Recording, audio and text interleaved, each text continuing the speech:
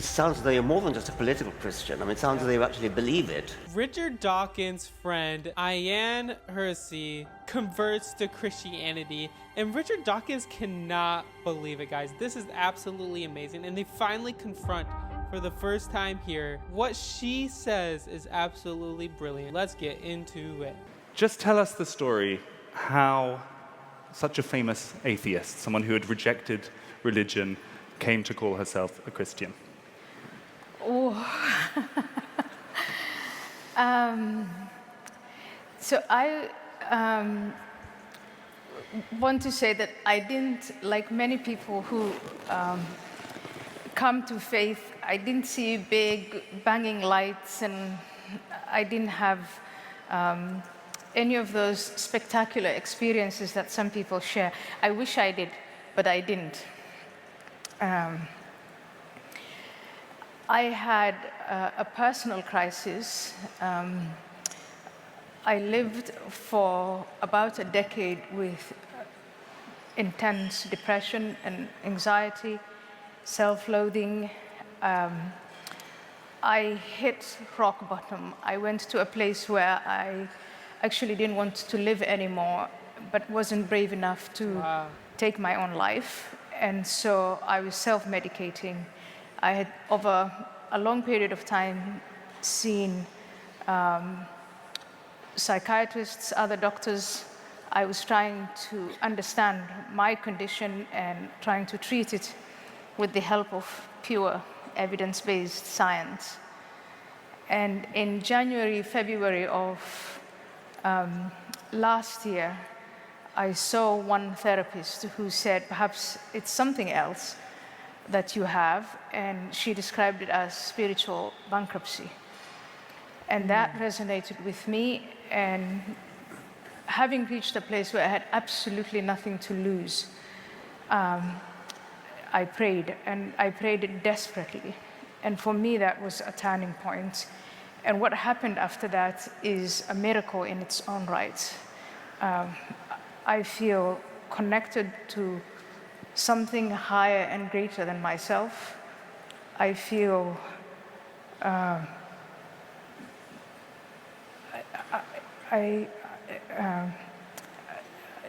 my zest for life is back. And Praise God.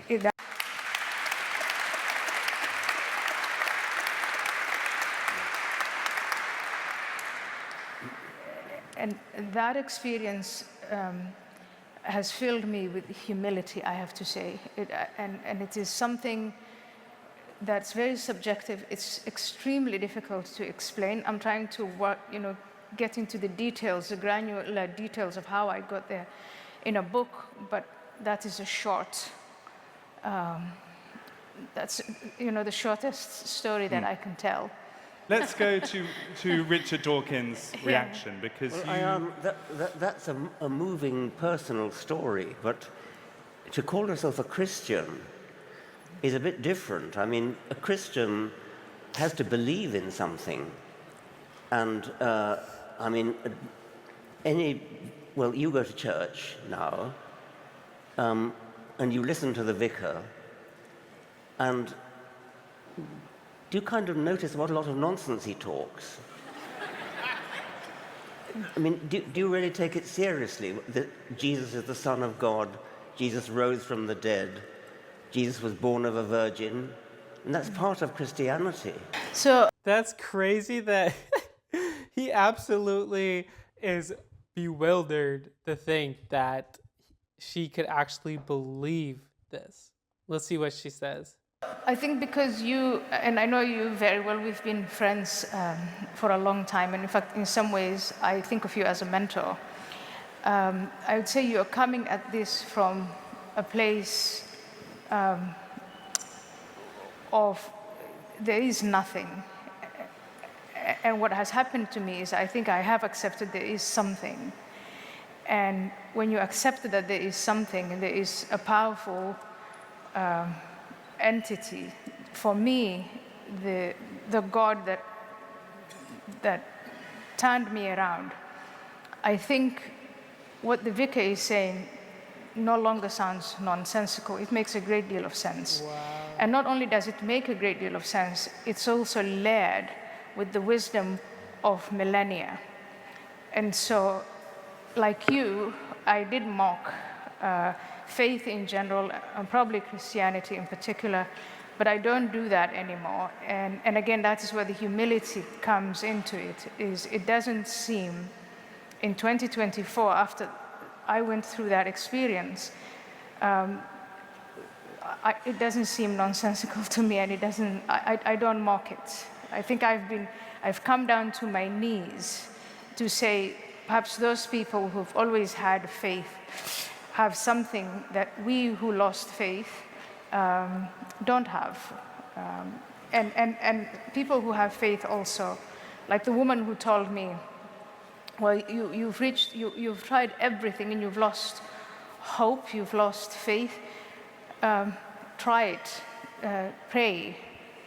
I think just in that one word, there is so much wisdom and that it's, I am stuttering and I'm staggering to say, I'm just trying to say, no, it's not stupid. It's in fact, it's clever and it's wise. So you believe in Wow. some kind of higher power, which is comforting you, and you're obviously reacting from an Islamic past, and I know that from what you've written, that part of what you feel is that Christianity is a bulwark against Islam, which is a quite separate thing from what you've been now saying, but you stand by that. I mean, that's part of what you're saying. And I accept that, and I support that. That's why I've called you a political Christian. But from what you've just said, it sounds as though you're more than just a political Christian. I mean, it sounds as though you actually believe it. So what is your response to those specific questions of Richard? When the vicar is saying that Jesus is the Son of God literally, not figuratively, how do you square that with your highly trained rational mind? Well, it is, again, different planes of perception. So I choose to accept Jesus Christ, the teachings of Jesus Christ, the story of Jesus Christ.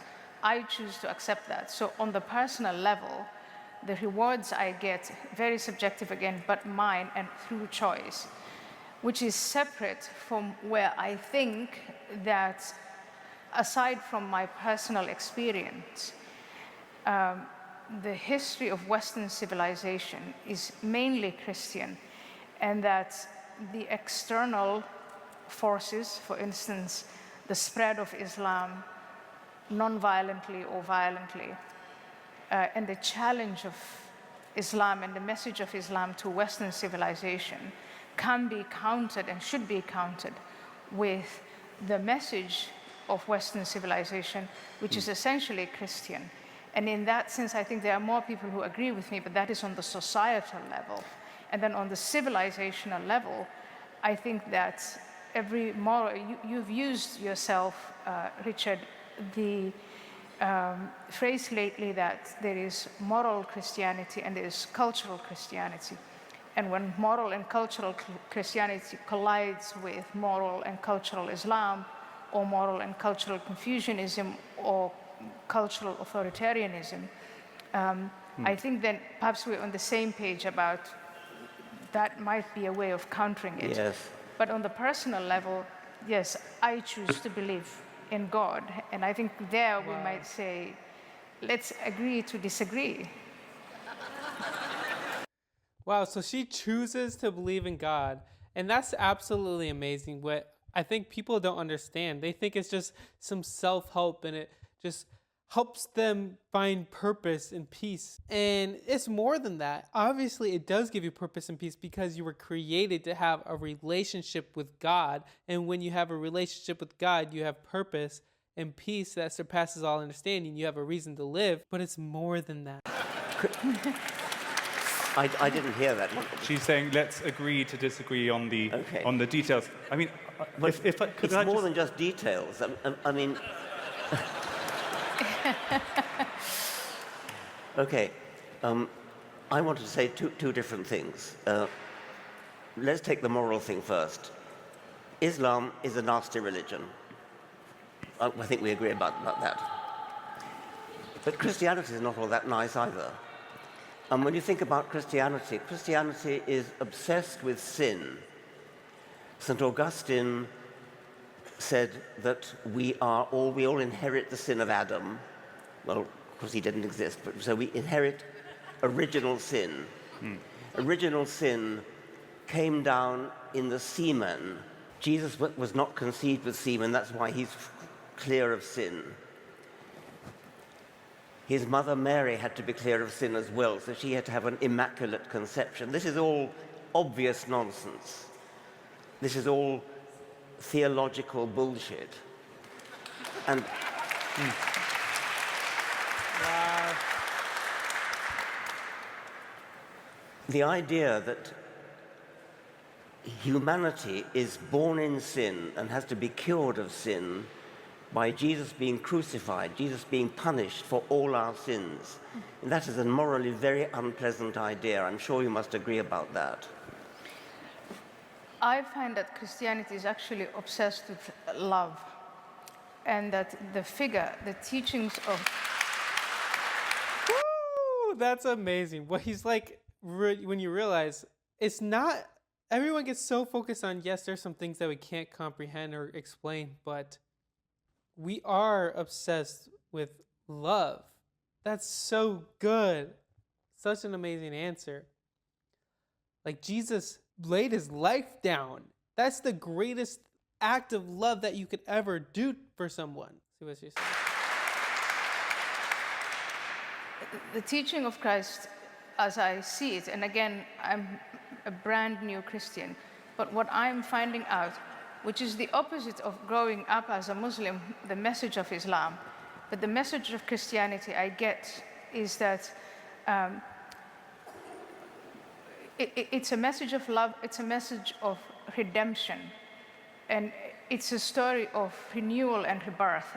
And so Jesus dying and rising again, for me, symbolizes that story. And in a small way, I felt like I had died and I was reborn.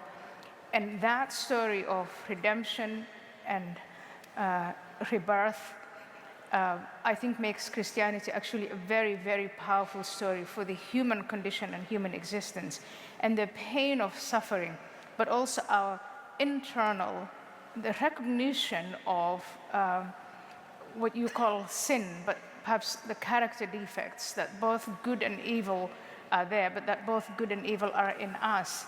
I think those teachings in Christianity are far more powerful and have led to, I think, the flourishing of Western civilization. Wow. Compared to, say, growing up as a Muslim, when I was taught that really the only way for you to be faithful is to fear, naked fear, and to have these sets of obligations which you basically obey. And that was very much about power, about, it was centered around hellfire and all of these other things. And so Christianity, as I experienced, I'll give you an example.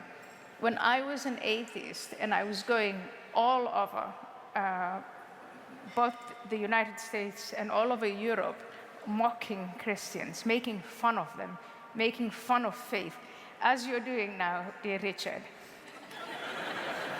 I was walking with 6 to 7 men at any given time, protecting me, armed, from things that I said that were offensive to Muslims, or Muslims thought were offensive to them. Christians were writing me letters saying, you know, we're going to pray for you, you're misguided. And I think that alone defines for me the distinction between Christianity in general, mainstream Christianity, and mainstream Islam.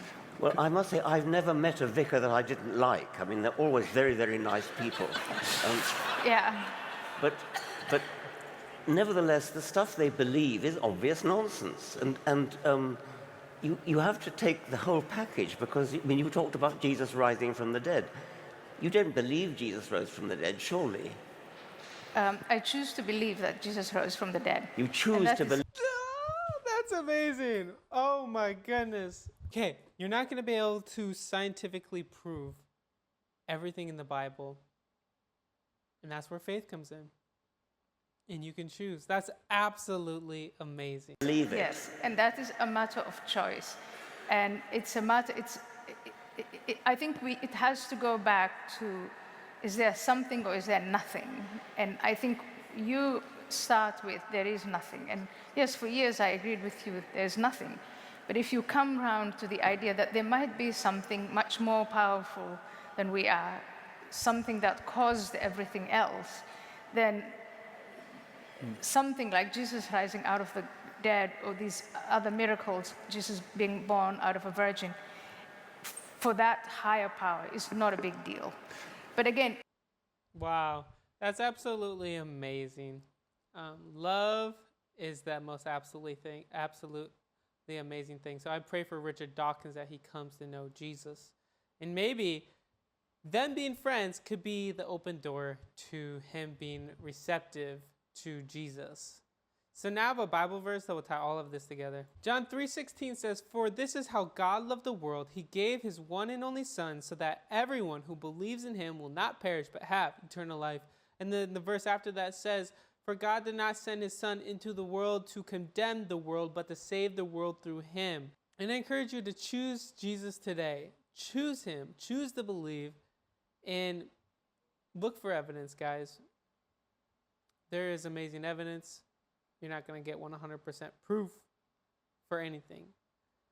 Well, anyway, guys, comment down below your thoughts on this, whatever that may be. I'd love to hear them. And thank you guys so much for watching. Please like this video and subscribe. I'm trying to hit 20,000 subscribers by the end of the year, and I know we can do it with your help. So thank you for all the love and support. It means the world. Have an amazing day, and you might like this video here. Peace.